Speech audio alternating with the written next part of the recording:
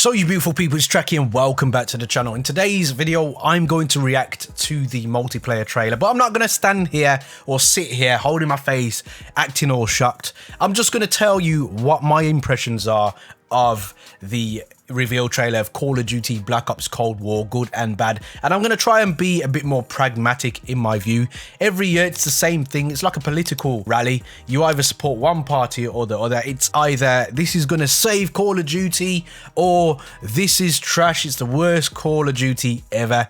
And I'm quite happy to say off the get-go, I was very impressed with what I saw, but I wasn't very impressed in how it was presented to me, and I'll explain why. So this first map here, Miami, it looks absolutely brilliant. If you consider this is a night map, it still looks a lot brighter than many corners that you would see in Call of Duty Modern Warfare. And let's be honest, the bar wasn't set very high in terms of the multiplayer from Modern Warfare for Black Ops to have to really do that much work to supersede it basically.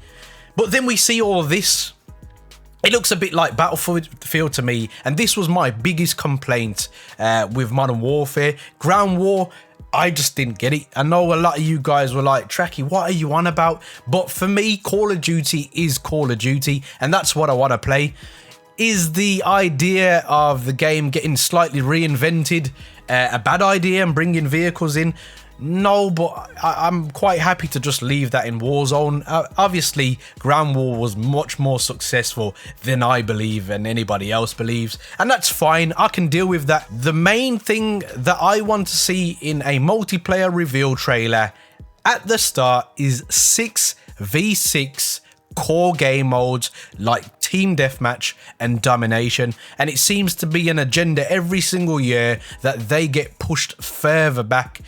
But anyway, we're not going to rant, we're going to be pragmatic as I said. So let's go through what I saw and what I liked and what I was concerned about and what I disliked. So one of my concerns has already been expressed.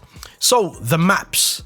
Well, the maps you're seeing right now are more of these new game modes that they're introducing, and even then you can see the traditional 3-lane Treyarch design, and it is absolutely brilliant. And watching these actual games being played live on stream yesterday, there was a fluid movement about the game, what I really liked. Let me tell you, one of the things I've noticed that I haven't really seen many people mention. One of the biggest things I have seen so far, what I like, what makes me, get drawn to this game and why I believe I'm already going to like it so much more than Modern Warfare, is the aim down sights time.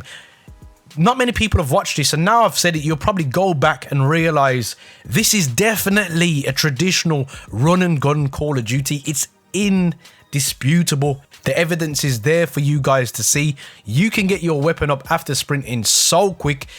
I'd say I'd go back to probably Modern Warfare 3 is the last time I've seen a game like this in Call of Duty where you bring up your weapon so fast. And a lot of people were on the fence about that game, but I think overall it was one of the best Call of Duties that I've actually got my hands on. And it's funny that we arc back to that game because there are things in here, i.e. score streaks, that are quite similar to a system that was in Modern Warfare. So let's talk about score streaks. Score streaks are going to be in a requisition kind of style. Basically, they don't reset upon death. So no matter what you're doing in the game, you should obtain your score streaks. Now, the first thing you're probably going to say off the bat is this is hand holding, and that was my impression.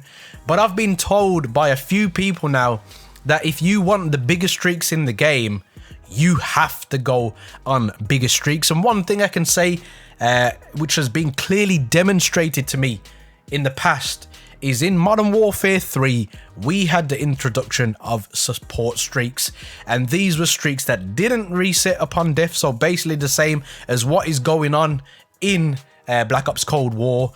And I think you could get like the EMP, which was 18 kills. And if there are bad players that you are playing against, they are simply not going to get that EMP at all, or they're going to get that EMP very, very late into the game.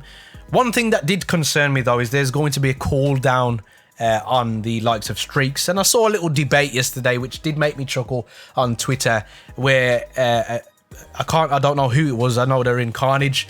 They basically stated, they defended the system, saying that somebody who got their streaks early in the game ruined the game for everybody else. But that's the whole purpose of Call of Duty, isn't it? To be the first to go off, get your streaks and dominate. That is Call of Duty. So I didn't really understand that person's argument, but this does sound like a happy medium, not one that makes me entirely happy. I prefer the traditional score streak system that Treyarch has always had, specifically in Black Ops 2, but it does sound as if this will make people run around because there's nothing to lose, and I quite like the sound of that. So you're gonna get that adrenaline rush from running around, killing as many people as possible, trying to get that nuke, that brutal. But you're also going to have the reward of, if you do get killed by a camper, then you're still on your streaks. And vice versa, if you're not very good at the game, you're still going to have an opportunity to earn something. So everybody gets reward. There's a bit of hand holding, but I think it's a happy medium in my personal opinion.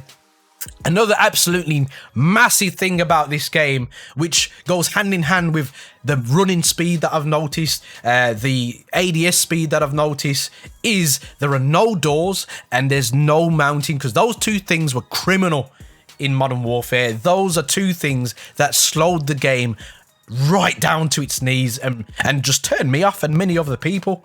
So it's great to see that Treyarch really seem to have got the bull by its horns as such. So we might as well talk about, before we move away from score streaks actually, there are a lot of counters I've heard, but also stuff like the SAM turret. It actually takes 2 strikes from the SAM turret to get rid of, I think it's the attack chopper, and the bigger the streaks, the harder. No, that's the UAV, sorry.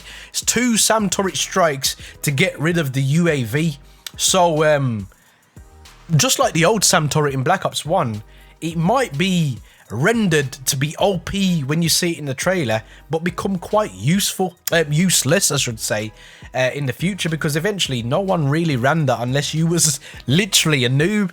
So that'll be interesting to see. And obviously I've been told that it takes a lot more strikes from the SAM turret. Don't know how much ammunition it comes with, by the way, to get rid of the choppers. Can you see the movement in there? The movement of the game is very, very nice. They rabbited on a lot about how they've made the movement intuitive and more realistic to mimic what we would do as real soldiers. And it definitely goes in. And talking of movement, jumping has been nerfed, and also as the slide cancel. Now you can slide cancel, and apparently they've already came out and said that this is a design fault which will be rectified before the game is launched. So that's really great to know. So let's talk about visuals, because I've touched upon the Miami map, but visually this game, it definitely does look like, I don't know, Black Ops 1 or Black Ops 2 meets the Modern Warfare engine as such. That's what it looks like to me. Does it look bad? No, I really like the look of the game. I think aesthetically, the color palette is absolutely beautiful. And I think the lighting is just right. It's vibrant in certain maps. This is a night map, and it's still, I would still be able to acquire my enemies, which is really important in Call of Duty. So I've got no gripes there. So we've obviously got to talk about one of the biggest parts of the game, which is the creator class. And it seems to have gone more to a traditional pick 10 kind of system. It's not a pick 10 per se, but it's more basic like Black Ops 1 was. But we've also got the return of the gunsmith, which now actually shows stats in percentages, which is very, very good. There are still no accuracy stats from what I saw, but they are definitely stepping up to the bar. And the main thing I keep forgetting to mention, and I'll mention it now, is graphically, this is mainly going to be played, I'd say, on next generation. And The game does look really, really stunning. I think we keep forgetting that we are having this on next generation. And talking of next generation, we will have not only crossplay, which I wasn't a massive fan of. Maybe the playing field's leveled out slightly, but with the new RTX 30 graphics card coming out and all these new screens, then probably not. It's just probably moved again.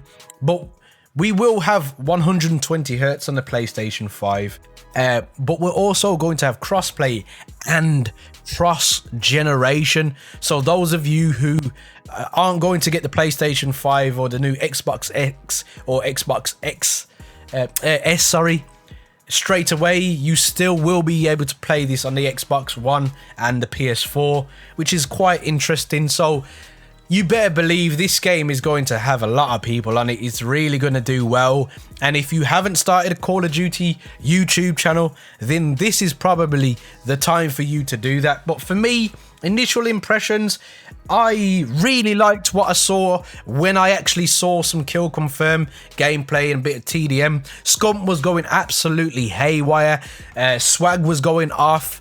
It looks fast paced, visceral. It looks better than any boots on the ground Call of Duty I have saw in the last few years. Do I have a few concerns? Yes, as I've expressed, but as I get my hands on the beta and I go into certain modes where I can restrict other modes and not have to play them, that's when I will give you guys my full lowdown of Call of Duty Black Ops Cold War. But right now, the only real thing I can say is, when we look at this objectively, this game definitely is going to be leaps ahead of Modern Warfare. And don't forget, we are still getting Warzone for this as well. So listen, it's going to be a good year for Call of Duty, irrespective of what people think. Is definitely going to be a good year for the game. Guys, there are many buttons you could hit, but a like and subscribe button, I'll update to your fancy. And as always, guys, don't forget to stay on the right track. Peace.